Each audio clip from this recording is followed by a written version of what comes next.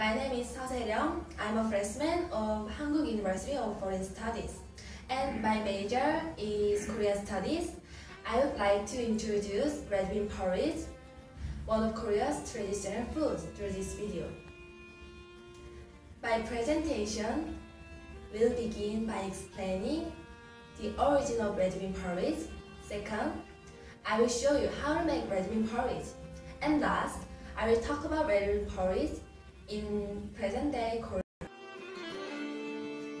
The origin of red bean porridge. Dongji is the 22nd solar term and marks the winter solstice, the time of the year when the night is longest and the day is shortest. This means Dongji is the peak of winter, as the day with the shortest daylight hours and longest night. Dongji is considered full of negative energy. In order to keep away the evil spirits of the day, one needs the positive energy that can be obtained from the red bean porridge. The dish's red color has long been regarded as symbolizing positive energy and possessing the power to vanquish negative forces. Red bean porridge on Dongji is used as a sacrificial food during a memorial ritual for the ancestors. According to the tradition, families first offer a serving of red bean porridge to the ancestor spirit, and then place bowls with the porridge in various parts of the house, include the rooms burned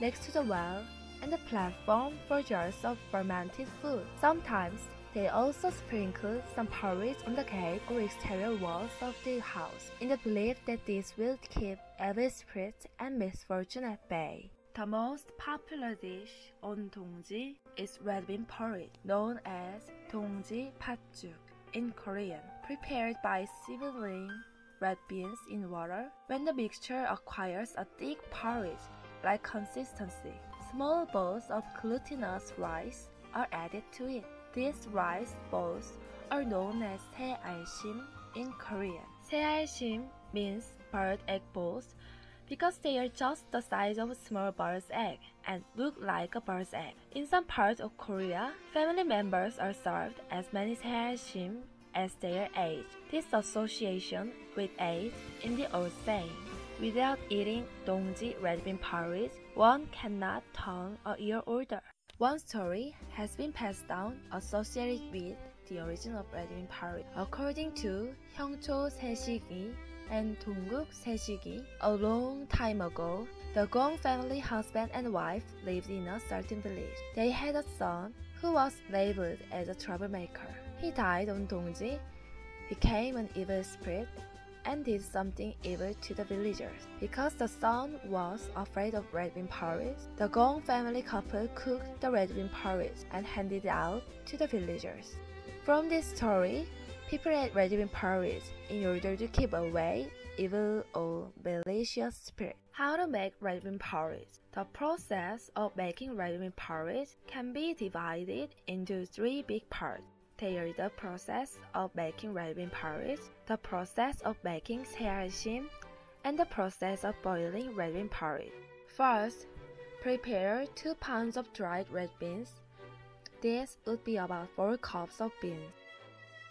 Wash the red beans twice in cold water.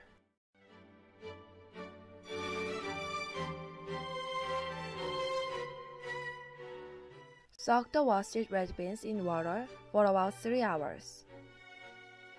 Drain the water and then add 6 cups of water to the red beans. Once the water starts to boil, boil the red beans on a high temperature for about 5 minutes. Drain the water in order to remove any remaining dirt. Add new water and boil the red beans on a medium setting.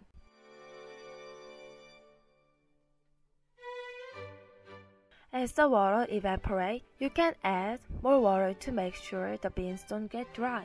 Maybe you will use about 16 cups of water. After boiling the red beans, when you pinch them gently, if they are easily crushed between your fingers, they are done. It will take about 1 hour to 2 hours depending on how long the red beans been dried. Drain the water and pour the red beans into a mixer. Add just enough water to help the mixer grind the red beans. Be careful, do not add too much water. The texture of the red bean paste has to be smooth but not runny. Add 2.5 cups of sugar and a half teaspoon of salt to the red bean paste. You can adjust the amount of salt and sugar depending on your taste. Mix them together. And then boil the red bean paste on a high temperature for about 5 minutes. Once the paste starts to bubble, it's done. This recipe makes a large amount of red bean paste, so if it is too much for you, you can cut the amount in half, and also you can freeze any leftovers for later.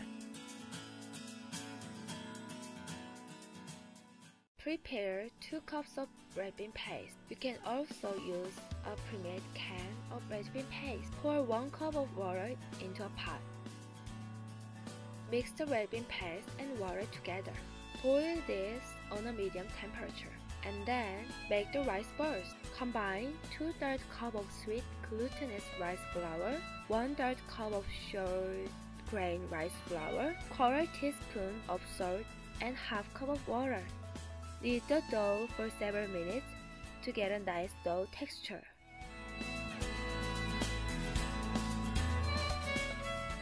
Take about a half teaspoon of dough and roll it round in your palms to make a rice ball. You may get about 40 rice balls. Combine 1 tablespoon of sweet rice flour and 3 tablespoons of water in a small bowl. Once the red bean paste starts to boil, pour the rice balls and the sweet rice flour mixture slowly into the porridge. Boil the red bean porridge 10 to 12 minutes on a medium temperature and stir it occasionally so that the rice balls do not stick to the bottom. When the rice balls are done cooking, add about 2 tablespoons of sugar. Taste it and adjust the sweetness. Boil for 1 more minute and then finally, this is finished. Today, we don't offer a serving of red bean porridge to the ancestral spirits or sprinkle some porridge on the gate or exterior walls of our house in order to keep away the evil spirit. The meaning of red bean porridge has faded these days. It only retains the association with turn your ear older. We eat red bean porridge on other days, not only 동지.